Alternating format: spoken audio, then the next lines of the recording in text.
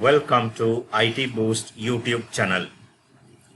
In this video, I am going to show how to make a bouncing animation using CSS.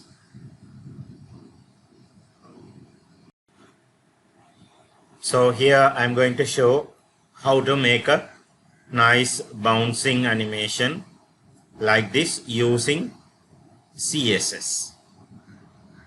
So we will see the concept of that, what are the concept I have used in this animation CSS. So here I have used the cubic Bezier function. In CSS there is a library function called cubic Bezier function. So I'll explain that one, definition and the usage of this function. The cubic Bezier function defines a cubic Bezier curve. A cubic Bezier curve is defined by 4 points: P0, P1, P2 and P3. P0 and P3 are the start and the end of the curve. And in CSS, these points are fixed as the coordinates are ratios. P0 is 0, 0, represent the initial time and the initial state. P3 is 1, 1 and represent the final time and the final state. Right. And here we are going to use add keyframes. So keyframes for animation, we need keyframes. So we have used the keyframes, add keyframes. So we will see the rules of the keyframe. The keyframe rules specify the animation code. The animation is created by gradually changing from one set of CSS styles to another. Right? So in one keyframe there is one set of style, and another keyframe another style of keyframe. So it will keeping on going different keyframes, different styles.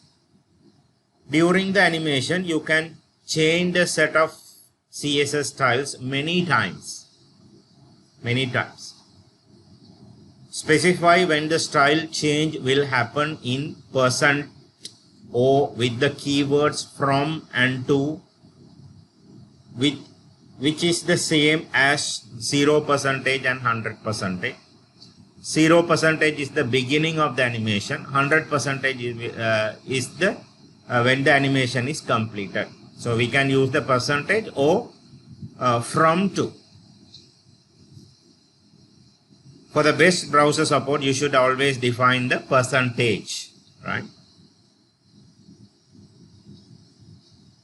Use the animation properties to control the appearance of the animation and also blind the animation to selectors. The important rule is ignored in keyframe. This not important rule is right. The syntax will be here add keyframe, the name of the animation, keyframe selector, the CSS selector and the styles. So this is the syntax. Right. In the property rule, what are the property values we have, right? So this is the property value animate name. So this is the animate name. We can give a name. Record, define the name of the animation. We are going to define the name of the animation. Keyframe selector. Record, percentage of the animation duration. What is the percentage of the animation duration? Legal value 0 to 100% or from to, right? Same as 0. You can give from or to. You can have many keyframe selectors in one animation. CSS styles. What are the CSS styles you are going to give? CSS styles, right? That also one or more legal CSS style properties.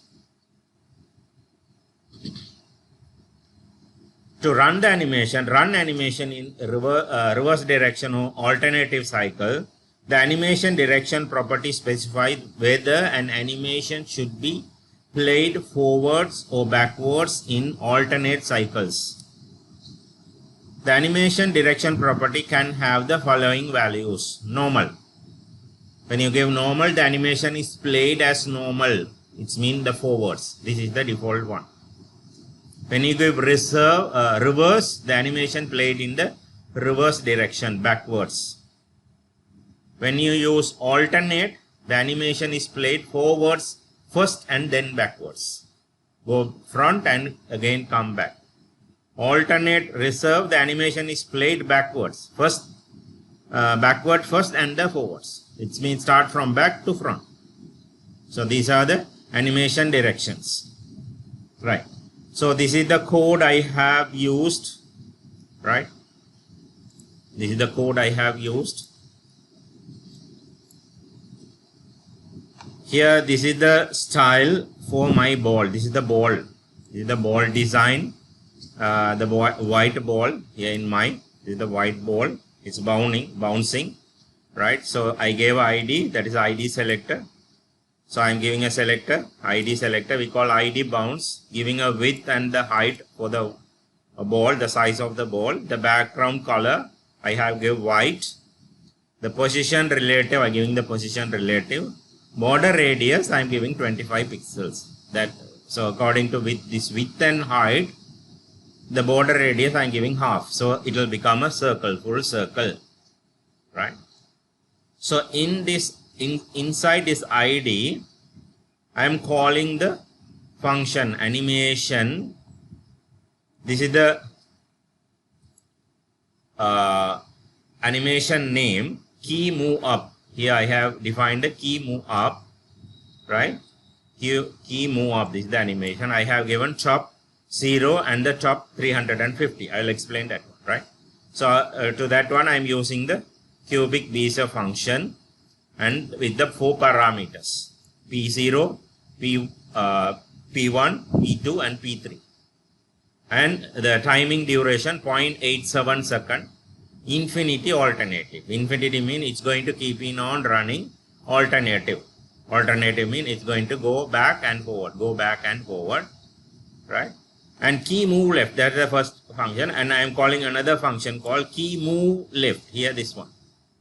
Linear 2 second infinity alternate. It's going to be moved linear.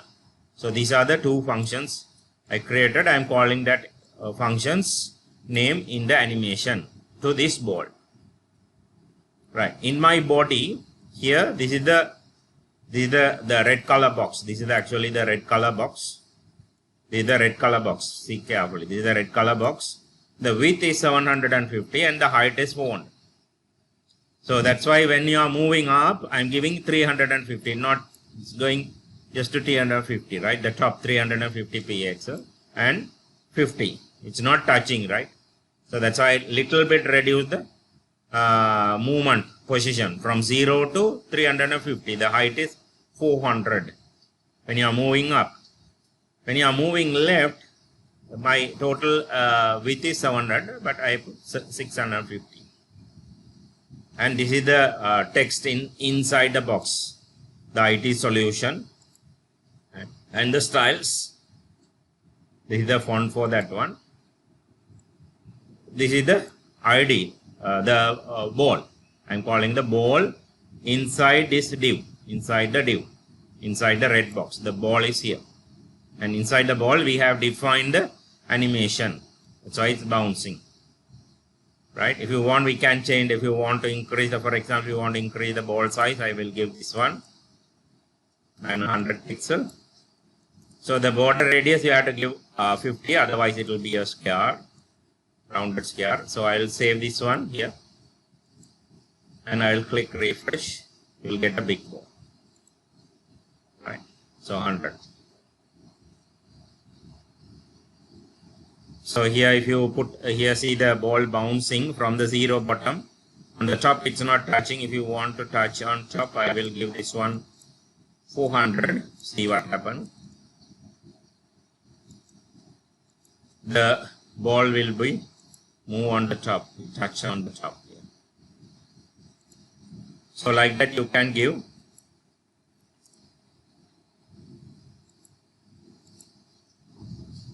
So try this one.